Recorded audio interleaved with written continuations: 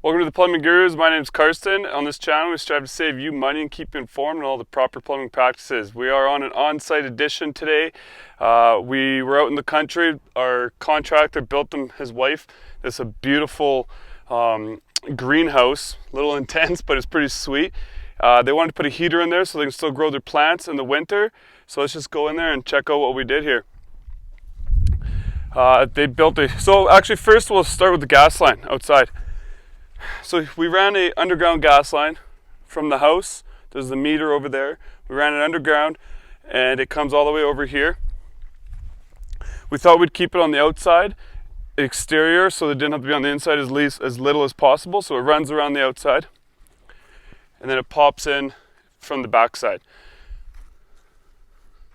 And then we're gonna go in and show you kind of what else we did here. This is a pretty sweet, we've never done anything like this. So this is the first time we've done a greenhouse for one thing, and the first time we had to suspend a unit heater, because normally we're in garages when we do them.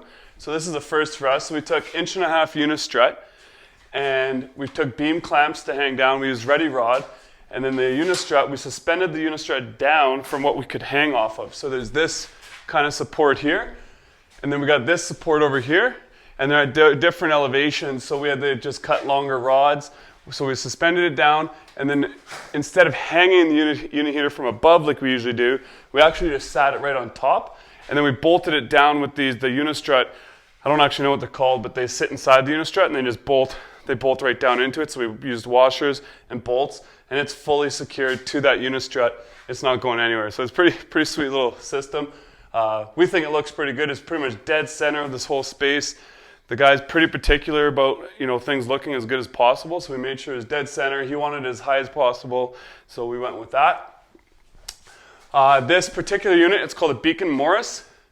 It's got a separate combustion, so there's the exhaust and the combustion is separated.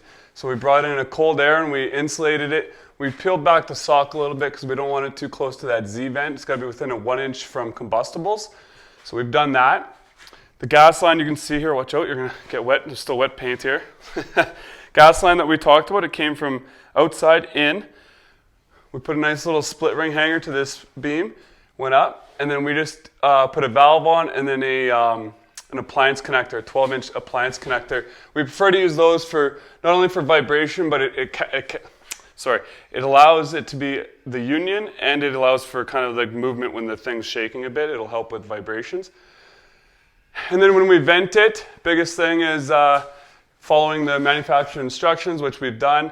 Use your heat silicone. And the funny thing is this wall thimble, usually a wall is anywhere from 6 to 7, 8 inches. Well, this is like 1 inch. So we had to take that wall thimble that normally has like this big extension on it. We had to cut it down, Clayton cut it down to about a 1/2 inch, 3/4 inch on each side so that they fit inside, and it's still not, so you're not going to melt this plastic. We got that clearance for that. Then we put our heat silicone, we just screwed the thimble on. That's all I can think about from in here. You got anything to add there, Clayton? No.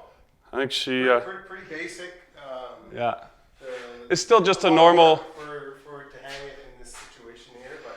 Yeah, there's a lot of messing around, especially like trying to level it and make it as perfect as possible, because if he walks in here and sees that it's out, he's going to make us change it. So we took our time on that one. Let's go outside and look at the venting, because it's getting pretty hot in here. It's a pretty sweet greenhouse, yeah.